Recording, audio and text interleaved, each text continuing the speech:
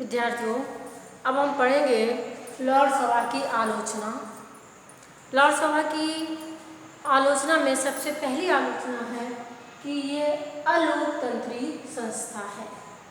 देखिए, मैं कह सकते हैं कि 1958 से पूर्व तक जो लॉर्ड सभा थी वो एक तरीके से 90% सदस्य इसके वंश परंपरागत थे। यद्यपि आज वर्तमान में इसके लगभग 20% सदस्य ही वंश परंपरागत सदस्य हैं। इस प्रकार से इसकी पहले ये आलोचना की जाती थी कि ये अलोकतंत्री संस्था है, लेकिन आज भी हम इसे इसके गठन के आधार पर अलोकतंत्री संस्था कह सकते हैं, क्योंकि आज इसका गठन जो है वो मनोनयन के आधार पर होता है, न कि निर्वाचन के आधार पर। दुनिया के अधिकांश देशों में द्वितीय सदन या तो जनता के द्वारा प्रत्यक्ष रूप से निर्वाचित होता है या अप्रत्यक्ष रूप से निर्वाचित होता है, लेकिन लॉर्ड सभा जो है वो जो है मनोनीत होती है, उसका निर्वाचन नहीं होता है। तो इस प्रकार से यद्यपि मनोनयन योग्यता के आधार पर होता है, लेकिन फिर भी हम इसे अलोकतंत्री संस्था ही कहेंगे। दूसरा है निहित स्वार्थों का गढ़। लॉर्ड सभा को निहित स्वार्थों का गढ़ क्या कहा जाता है? क्योंकि देखिए, ये जो है ये कुलीनतंत्री संस्था कहलाती है। इसे धनिकों की सभा कहा जाता है। इसके अधिकांश सदस्य जो हैं वो धनी वर्ग से आते हैं, इसलिए ये सभा जो है मात्र धनिक या संपत्तिशाली विशेषाधिकार प्राप्त लोगों के हितों का ही प्रतिनिधित्व करती है, इसीलिए संपत्तिशालियों का गढ़ कहलाती है। इसलिए इसकी आलोचना की जाती है कि ये धनिकों की सभा है। और हम कह सकते हैं कि कार्टर ने तो बड़े स्पष्ट शब्दों में कहा कि लॉर्ड सभा जो है न केवल संपत्ति और विशेषाधिकारों का प्रतिनिधित्व करती है, बल्कि संपत्ति और विशेषाधिकारों का गढ़ कहलाती है। यद्यपि 1958 के बाद इसमें मजदूर दलीय लोगों को भी प्रवेश मिला है, और इससे पहले इसमें मात्र जो है अनुदार दल के सदस्य ही शामिल हुआ करते थे या उनको स्थान मिला हुआ। दोषपूर्ण प्रक्रिया। देखिए, इसकी गढ़पूर्ति मात्र 3 सदस्यों की है।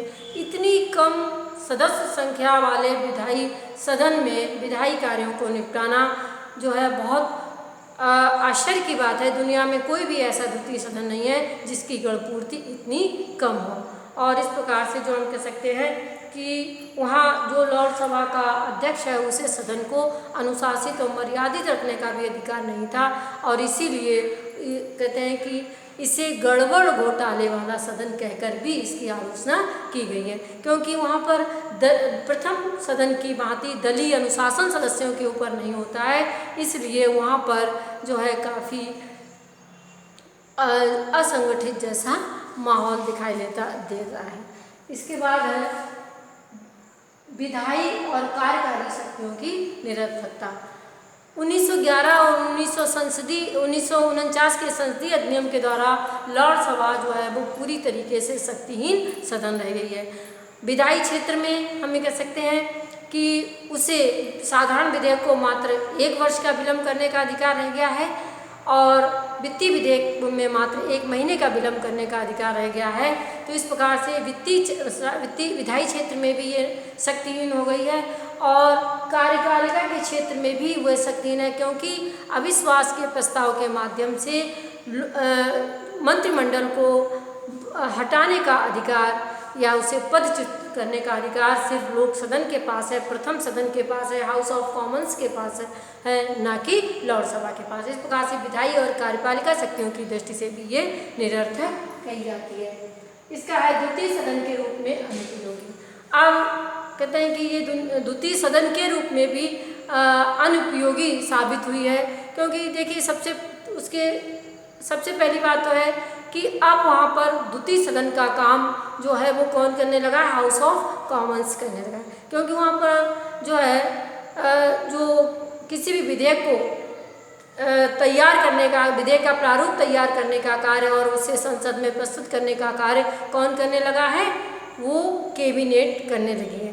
तो इस प्रकार से हम कह सकते हैं कि कैबिनेट तो प्रथम सदन हो गया और जो प्रथम सदन है वो द्वितीय सदन के रूप में काम करने लगा है। तो द्वितीय सदन के रूप में भी इसकी उपयोगिता जो है समाप्त हो गई है। अब कहते हैं कि संसदीय शासन में जो है कार्य का बहुत ज़्यादा शासन में समय का बहुत महत्वपूर्ण स्थान होता है और संसदीय व्यवस्था जहाँ पर होती है वहाँ पर तो वैसे ही जो है वाद विवाद इत्यादि में बहुत लंबा समय नष्ट हो जाता है और जो है ये जो लोकसभा जो है वो अनावश्यक रूप से जो है अपने किसी भी विधेयक के संबंध में देरी करती है। तो इस प्रकार से हम कह सकते हैं कि इस रूप में भी वो अनुपयोगी साबित हो रही है। और कहते हैं कि विधेयक का जो प्रारूप की द्वितीय सदन के रूप में ये उसके ऊपर पुनर्विचार करेगी। तो इस संबंध में आलोचकों का ऐसा मानना है कि द्वितीय सदन के रूप में विधेयकों के ऊपर अच्छी प्रकार से विचार विमर्श करने के काम तो जो है कानून विज्ञ या कानून के जानकार लोगों की एक समिति बनाई जा सकती है और वो काम जो है वो इसकी तुलना में अधिक अच्छी प्रकार से कर सकते हैं। अब है कि लेकिन इसके बावजूद भी कुछ लोगों का ऐसा मानना है कि यद्यपि लोकसभा की शक्तियां कम हो गई हैं, इसकी काफ़ी आलोचना भी की जा रही है, लेकिन वहाँ पर सामान्य विचार ये है कि लोकसभा को बनाए रखा जाना चाहिए। लोकसभा की उपयोगिता आज भी है। उन्होंने अपने पक्ष में कुछ तर्क दिए हैं कि लोकसभा क्यों बनाए रखी जानी चाहिए। सबसे पहला है कि लोक सदन की सुरक्षा चाहता के ऊपर अंकुश।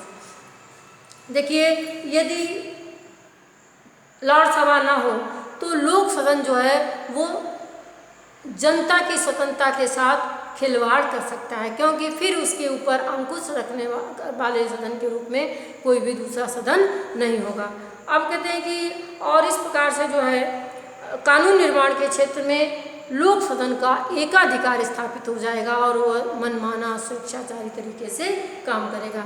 इसके साथ ही साथ देखिए, ब्रिटेन में जो है स्विट्जरलैंड की बात जनमत संग्रह की भी व्यवस्था नहीं है कि मान लीजिए कि संसद कोई गलत कानून बना देती है तो उसे जो है कोई उसमें संसद कोई उसमें कोई कमी रह जाती है तो जो है उसके ऊपर दूसरा व्यक्ति कौन विचार कर सके। तो स्कॉटलैंड की समय जैसी न तो वहाँ पर जनमत संग्रह की व्यवस्था है, स्विट्जरलैंड की तरह वहाँ पर ना जनमत संग्रह की व्यवस्था है और ना ही अमेरिका की भांति वहाँ पर न्यायिक पुनरावलोकन की व्यवस्था है कि यदि कानून में कोई कमी रह जाती है तो उसके ऊपर पुनर्विचार कौन करे।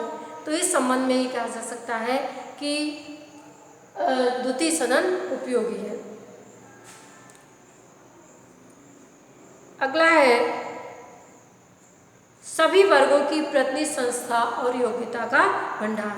देखिए, लोक सदन के अधिकांश सदस्य जो होते हैं वो कहाँ से आते हैं? जनता के द्वारा निर्वाचित होते हैं, तो बहुमत का प्रतिनिधित्व करते हैं। लेकिन इसके साथ साथ जो समाज में बहुमत के अलावा या निम्न वर्ग के अलावा अन्य वर्गों के भी लोग होते हैं, जो हम कह सकते हैं उच्च वर्ग के भी लोग होते हैं और अल्पसंख्यक वर्ग के भी लोग होते हैं। तो और उन सभी वर्गों का प्रतिनिधित्व भी संसद में होना चाहिए। देश के सभी वर्गों की प्रतिनिधि संस्था संसद होनी चाहिए। तो इस रूप में लोकसभा में हम कह सकते हैं कि जो अन्य वर्गों के सदस्य हैं वो उनको स्थान दिया जाता है। तो इस प्रकार से हम कह सकते हैं कि लोकसभा के होने से ब्रिटिश संसद जो है वो एक आदर्श व्यवस्था का रूप ग्रहण कर लेती है, क्योंकि इसमें संपूर्ण समाज का प्रतिनिधित्व हो जाता है। लोक सदन, क्योंकि लोक सदन तो मात्र गरीब वर्गों का प्रतिनिधित्व करता है और लोकसभा में जो है गरीब वर्गों के अलावा समाज के जो अन्य वर्ग होते हैं उनका प्रतिनिधित्व हो जाता है। इस प्रकार से एक आदर्श व्यवस्थापिका का रूप धारण कर लेते हैं। इसके बाद है योग्यता का भंडार। देखिए, लोकसभा को योग्यता का भंडार भी कहा जाता है, क्योंकि बहुत से व्यक्ति ऐसे होते हैं जो योग्य भी होते हैं, विद्वान भी होते हैं और अनुभवी भी होते हैं, लेकिन संकीर्णता के कारण राजनीति की लेकिन वो जो है एक तरीके से हम कह सकते हैं कि राजनीति में जो संकीर्ण गुटबाधिता होती है उसके कारण जो है वो राजनीति में जाना पसंद नहीं करते हैं। तो ऐसी स्थिति में सम्राट जो है प्रधानमंत्री के परामर्श पर इसमें जो योग्य अनुभवी व्यक्ति होते हैं, जैसे भूतपूर्व प्रधानमंत्री होते हैं, मंत्री होते हैं, अवकाश प्राप्त न्यायवेत्ता होते हैं, और जो है साहित्य, कला, विज्ञान, समाज सेवा के क्षेत्र में, राजनीति के क्षेत्र में ख्याति लब्ध अनुभवी व्यक्ति होते हैं, खेल के क्षेत्र में अनुभवी व्यक्ति होते हैं और योग्य विद्वान व्यक्ति होते हैं। ऐसे व्यक्तियों को इसमें जो है मनोनीत कर देती है, जिससे कि हम कह सकते हैं कि उनकी सेवाओं का लाभ भी जो है देश को मिल जाता है, राष्ट्र को मिल जाता है। तो इस प्रकार से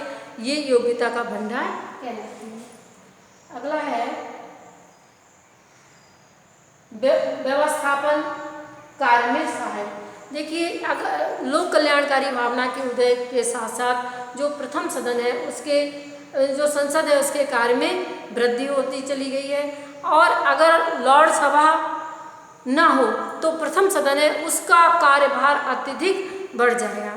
तो इस प्रकार से हम कह सकते हैं कि अगर देखिए, अगर कोई भी विधेयक जो जैसे कोई निजी विधेयक है या अविवादित विधेयक है तो लेकिन वो महत्वपूर्ण है, तो उसे प्रथम सदन क्या कर सकता है कि उसे सबसे पहले उस विधेयक को सबसे पहले लॉर्ड सभा में पेश किया जा सकता है, और लॉर्ड सभा के पास क्योंकि समय की कोई कमी नहीं होती है तो इसलिए वह उसके ऊपर बहुत अच्छी प्रकार से विचार विमर्श कर सकता है और उसकी जो भी कमियां हैं उन्हें दूर कर सकता है, और उनके संबंध में अच्छी तरीके से जो है उनके ऊपर विचार विमर्श कर सकता है, और उसके बाद वह उसे प्रथम सदन को भेज सकता है, जिससे कि प्रथम सदन को जो है उसके ऊपर विचार विमर्श ज़्यादा करने की आवश्यकता नहीं रहती है। तो इस रूप में हम कह सकते हैं कि जो प्रथम सदन है उसका कार्यभार बहुत हल्का हो जाता है। ये भी द्वितीय सदन की उपयोगिता है। जनमत को प्रभावित करने का साधन। देखिए, हम ये कह सकते हैं कि लोक सदन की तुलना में जो लॉर्ड सभा के बाद विवाद होते हैं, विचार विमर्श होते हैं, वो बहुत उच्च स्तर के होते हैं, क्योंकि उनके पास समय की कोई कमी नहीं होती है। तो वो वहाँ पर समापन प्रस्ताव नहीं लाए जाते हैं, वहाँ पर गिलोटिन जैसे नियम नहीं है, जिसके कारण जो है वहाँ पर अगर इस प्रकार के प्रस्ताव आते हैं तो वाद विवाद को, किसी भी विधेयक के ऊपर वाद विवाद को उसी समय वहाँ पर समाप्त करना पड़ता है। तो ऐसे समापन प्रस्ताव यहाँ पर नहीं लाए जाते हैं। जिस प्रकार से हम कह सकते हैं कि लॉर्ड सभा जो है किसी भी विधेयक के ऊपर बहुत विद्वता के साथ विचार विमर्श करती है, इसलिए और काफ़ी समय तक उसके ऊपर विचार विमर्श है, उसकी कोई भी त्रुटि जो है वो शेष नहीं रखती है। तो ऐसी स्थिति में उनके जो वाद विवाद होते हैं वो बहुत उच्च स्तर के होते हैं, और इस प्रकार से हम कह सकते हैं कि क्या नाम है, उनका उसके बाद विवाद का जो है जनता के ऊपर बहुत अच्छा प्रभाव पड़ता है। जनता जो है किसी विधेयक के संबंध में उसके विचार विमर्श के आधार पर अपना मत निर्धारित करती है। इस प्रकार से जनमत को प्रभावित करने का भी महत्वपूर्ण साधन है। ब्रिटिश जाति के अनुकूल। देखिए, ब्रिटिश जाति जो है वो ब्रिटिश जाति जो है वो स्वभाव से रूढ़िवादी है, वो परंपराओं से अत्यधिक प्रेम करते हैं, और ये संस्था जो है परंपरागत रूप से चली आ रही है, और इसलिए ब्रिटिश जाति जो है वो आज भी इस संस्था को आज भी बनाए रखना चाहती है।